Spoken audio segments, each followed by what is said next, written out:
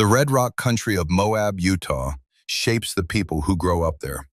Wide open spaces, endless desert, and a community small enough that everyone knows everyone.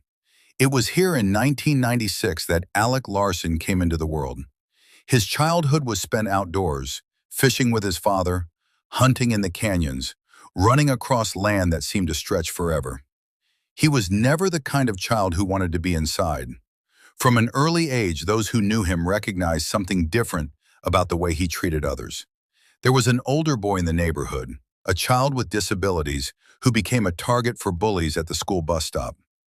Alec, even as a young kid, would walk over and stand with him.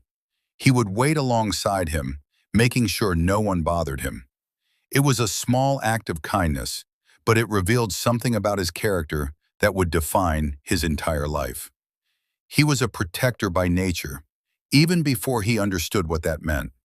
When his sister Summer was born, he was 2.5 years old. He was thrilled. He could not get enough of holding her, hugging her, watching over her. She would follow him everywhere, trying to be like him, riding her bike behind him and his friends. The family moved to Colorado eventually, settling into a new life. The children adjusted. Alec made friends. A girl named Melody moved from Florida, and they connected immediately. Through her, he met a girl named Stephanie. They were young, they were social, and they began spending time together. High school was supposed to be about classes and parties and figuring out the future. But the future arrived sooner than anyone expected. Stephanie became pregnant, and for Alec Larson, everything he thought he was working toward shifted in an instant. When Alec learned that Stephanie was pregnant, his first thought was not about the challenges ahead. His first thought was about providing. He decided immediately that he would leave school and find full-time work. He needed to support this child. His mother disagreed with the decision. She felt he was too young, that he had not finished his education, that he was not ready for the responsibility of fatherhood and living with a partner. But Alec had made up his mind. The day Sophia was born, every doubt, every fear, every concern melted away. He walked into the room and saw his daughter for the first time. She had wide eyes, open and aware. She did not cry at first, which scared him for a moment because he expected babies to cry. But she was quiet, alert, taking everything in. He spoke her name, Sophia, and she turned her head toward his voice, looking directly at him. He would later describe that moment as the most amazing thing he had ever experienced. He said it melted him completely. From that day forward, Alec Larson was not the same person. He grew up overnight. He secured a home for his new family. He found steady work. He still managed to finish high school, an accomplishment that did not go unnoticed by those closest to him. Friends and family watched him transform from a teenager into a father. He became more cautious, more aware of consequences. He stopped taking risks. He thought about everything differently because if he got hurt, he could not work. And if he could not work, he could not feed his child. 3 months after Sophia was born, Alec brought home 3 puppies. Rocky, Bella, and Gage joined the household. Sophia grew up on the floor with them, crawling alongside the dogs, learning to move through the world surrounded by animals. It was the beginning of a deep love for creatures of all kinds. Chickens would come later, turkeys would follow, and Sophia would become known as the little girl who could not be photographed without some animal in the frame. Sophia Larson was 5 years old when she died. But in those 5 years, she left an impression on everyone who met her that would last a lifetime. She was energetic in a way that exhausted the adults around her and delighted everyone else.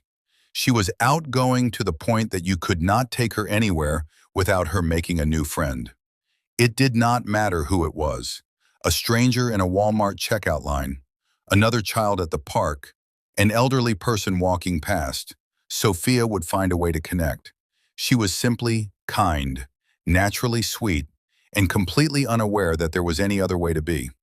Her Aunt Summer, her father's sister, developed a special bond with her. They painted together. Summer introduced her to art, and Sophia embraced it. When summer came to visit, they would pick Sophia up from school, buy snacks, and drive down back roads looking for animals. Sophia loved being outdoors. She loved camping with her father. She loved the chickens at her grandmother's house, chasing them around the yard, laughing as they scattered. She even loved the turkeys, using them to terrorize her grandmother, who admitted to being afraid of birds. There was a video of her playing a small piano, calling her aunt to show off her latest song. There were pictures of her in matching pink sweaters with Summer, both of them delighted by the coincidence. To those who knew her, Sophia was not just a child, she was the light of the room, the center of attention wherever she happened to be. Her father would later say that becoming her dad was the best thing that ever happened to him. It completed him in a way nothing else could. She gave him purpose, and he gave her everything he had. When Sophia was around 3 years old, the relationship between her parents began to change. Stephanie started spending more time away from home.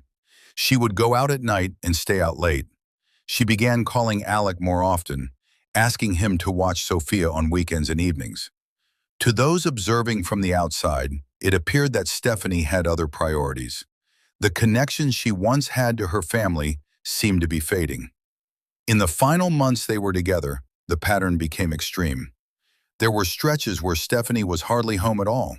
She would appear for a few hours and then leave again. When Alec finally confronted her about it, the situation turned physical. There were incidents that left him injured, including black eyes severe enough that blood vessels burst. After the relationship ended, Stephanie moved out. She took a second job at a local bar, trying to make ends meet on her own. But the new job seemed to pull her deeper into a social scene that was already causing concern. Not long after, physical changes became impossible to ignore. Her appearance deteriorated rapidly. In a matter of months, she lost a significant amount of weight. People who had known her for years were shocked by the transformation. Her behavior shifted as well.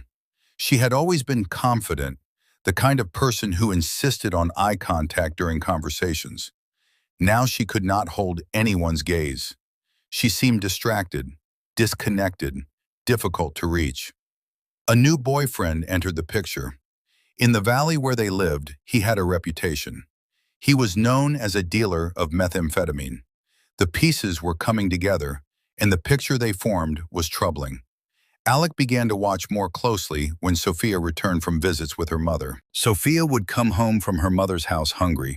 She would come home tired in a way that seemed unnatural for a child her age. Alec's mother noticed it too. Something was wrong. The family began to discuss the possibility of seeking custody, but Alec was afraid of the system. He was a single father living with his mother.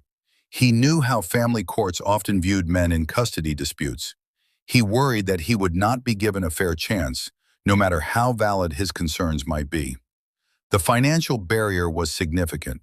A custody battle would require a retainer fee of several $1,000s just to get started. The process could take a year or more. During that entire time, Sophia would continue to spend time in an environment that her father believed was unsafe. In Colorado, the legal landscape tended to favor mothers. Even mothers who were clearly struggling. Even mothers who were visibly deteriorating.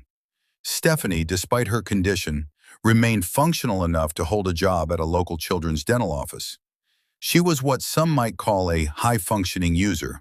She could still show up, still perform, still hide the severity of her situation from casual observation. Alec tried a different approach. He went to speak with Stephanie's father directly. He laid out his concerns honestly. He expressed genuine fear for Stephanie's health and safety. He said he did not want Sophia to have to bury her mother.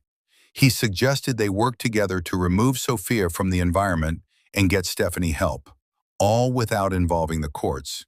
He was asking for cooperation, not conflict, but no action was taken. The system required time and money that a young father did not have.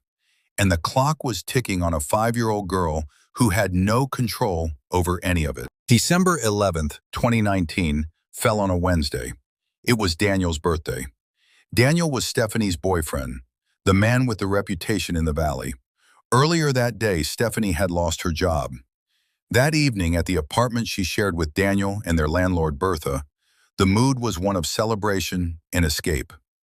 According to accounts later given to investigators, the group prepared methamphetamine for smoking by mixing it with water in a plastic bottle.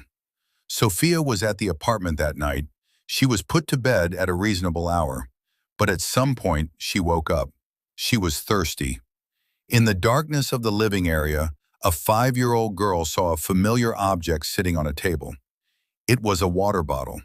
She picked it up and took a drink. The bottle did not contain water. It contained the methamphetamine mixture the adults had prepared. The people in the apartment realized what had happened. They were not certain if she had swallowed it, but they suspected she had. They made a decision in that moment that would define the rest of their lives.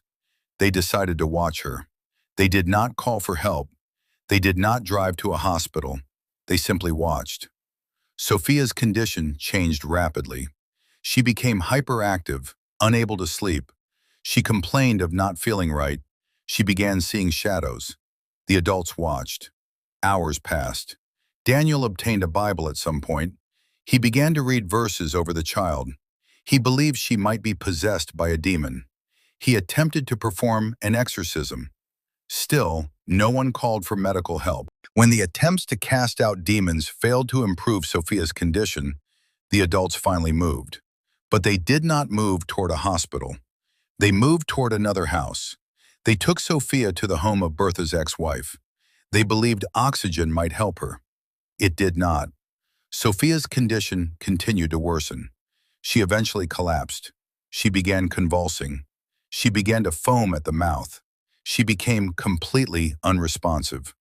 Only then, after hours had passed, did someone finally drive her to the emergency room. At the hospital, medical personnel attempted to save her, but too much time had been lost. The methamphetamine in her system, combined with the delay in treatment, had caused catastrophic damage. Sophia Larson was pronounced dead. She was 5 years old. Later, investigators would piece together the timeline. They would learn about the water bottle. They would learn about the hours of watching. They would learn about the attempted exorcism. They would learn about the trip to the oxygen tank. And they would learn that the adults, after finally bringing Sophia to the hospital, had attempted to hide evidence. Bertha left the hospital before police arrived. Efforts were made to dispose of incriminating items, but much of what they tried to hide was still found in the apartment. The investigation would reveal the full scope of that night, but none of it would bring back the little girl who loved animals and painting and her father. None of it would undo the fact that the people responsible for her care had chosen their own fear of consequences over her life. At approximately 3:30 in the morning, someone began pounding on Alec's window. It was Stephanie's brother. He could barely speak. He told Alec that Sophia was gone. Alec drove to the hospital as fast as he could. On the way, he texted Stephanie, demanding to know what had happened.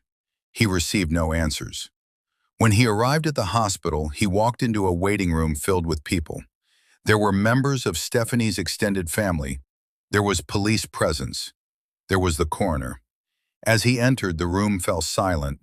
He made his way toward the emergency area. A doctor stopped him, asking who he was. When he identified himself as Sophia's father, there was confusion. The medical staff had not been told that Sophia had a father who was involved in her life. They had not known he existed. Stephanie was in a separate room. She appeared agitated at his arrival. Alec learned that he had arrived just in time. The coroner's team was preparing to place Sophia's body into a bag for transport to Denver for an autopsy. He asked to see her. When he entered the room and saw his daughter, his body gave out. He collapsed to the floor. He touched her. Her lips were purple. Her skin was ice cold. She had been gone for nearly 2 hours before he even knew something was wrong. He climbed onto the bed and held her. He stayed with her until they told him he had to let go. He kissed her one last time and walked back into the waiting room. In the days that followed, he would learn the details of what happened. He would learn about the water bottle. He would learn about the hours of inaction. He would learn that while his daughter was dying, the adults in the room had watched and waited and failed her completely. In the days and weeks after Sophia's death, a different kind of tragedy unfolded. Rumors began to circulate in the valley. Because Stephanie was well-known and well-liked in the community, many people found it difficult to believe that Sophia had died in her care. Others noted that Alec had custody of Sophia most of the time. Assumptions were made. Accusations began to point toward the father. Alec could not defend himself. The investigation was ongoing. No arrests had been made. He could not tell people what he suspected. He could not say the words that would explain what had happened. He received death threats. He became a target of anger from people who did not know the facts. He had given up his youth, his education, his freedom to raise his daughter. And now, in his grief, he was being blamed for her death. 3 people were eventually arrested: Stephanie, Daniel, and Bertha.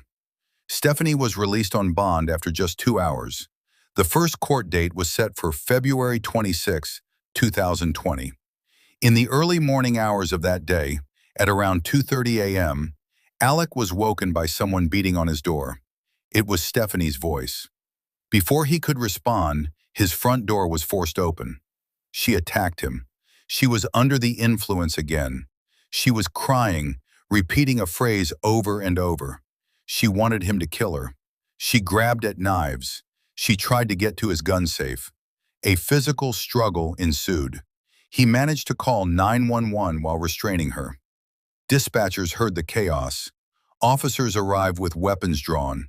She was arrested on the spot and appeared in court that day in handcuffs. Stephanie was eventually sentenced to 32 years in prison. Daniel received a similar sentence.